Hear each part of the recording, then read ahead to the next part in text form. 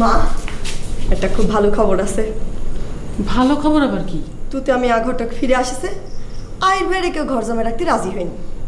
এটা আবার ভালো খবর হলো কি করে?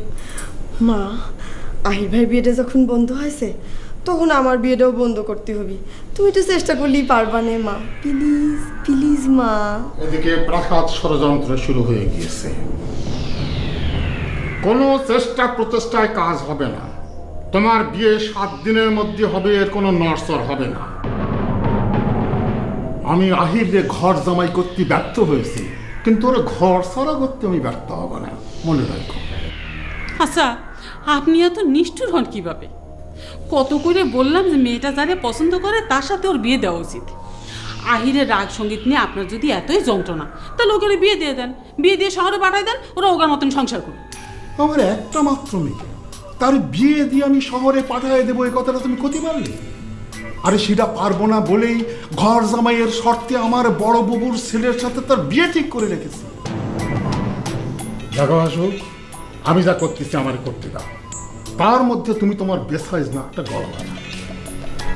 আচ্ছা ঠিক আছে, গলালাম না, কিন্তু কি একটা কথা আপনি আমাদের বুঝাই কন। আপনি যদি 7 দিনের মধ্যে চাঁদনির বিয়ে দিয়ে দেন, তাহলে পরে আহিরের ঘর ছাড়া করার কি দরকার? আশ্চর্য কথা, তারে ঘর ছাড়া করার প্রধান কারণ হচ্ছে আমাদের শ্রবণ শক্তি প্রোটেকশন করা। তোমার এক কথা 10 বার ক্ষতি হয়। আমি চাই কুলসুম ভাবির সাথে বিয়ের বিষয়টা একটু ফয়সলা করে আসি। মা, আব্বারে ঠেকাও, আহির বাইরে গিরাম তারা করতে যাচ্ছে, ঠেকাও মা। আমি আর কি বলবো? আর কিছু বলতে গেলে আমারে ঘর ছাড়া করবে না। যাক, এখন একটাই পথ খোলা আছে, তোমার ছেলেরে অন্য কোথাও পাঠায় দাও।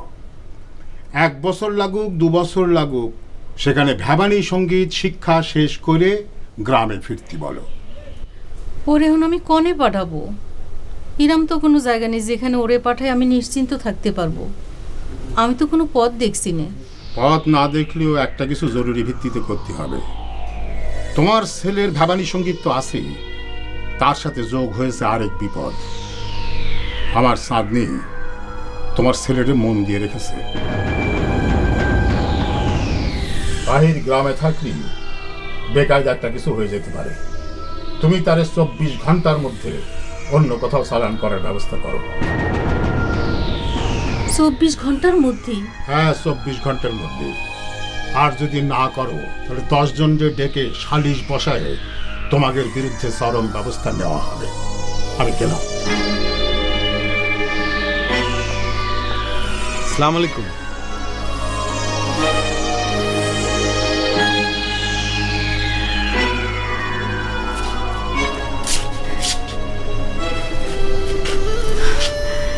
আমি সব কথা শুনেছি আম্মা। 24 ঘন্টার মধ্যে আমি তোরে কনে পাঠাবো? আমাদের তো তেমন কেউ নাই।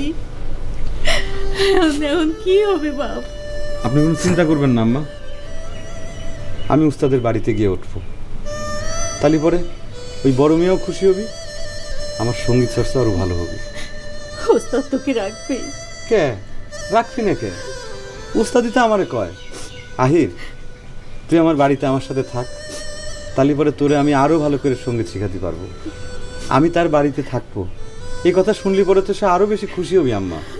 আমি যাই, ব্যাগপত্র গুছাই নেই, 24 ঘন্টার দরকার নেই, আমি এখনই চলে যাবো। প্লিজ আম্মা, আমি সময় সুযোগ পালি পরে আপনার এসে দেখে যাবো, কলাম তো। আপনি কান্না থামান আম্মা, প্লিজ কান্না থামান।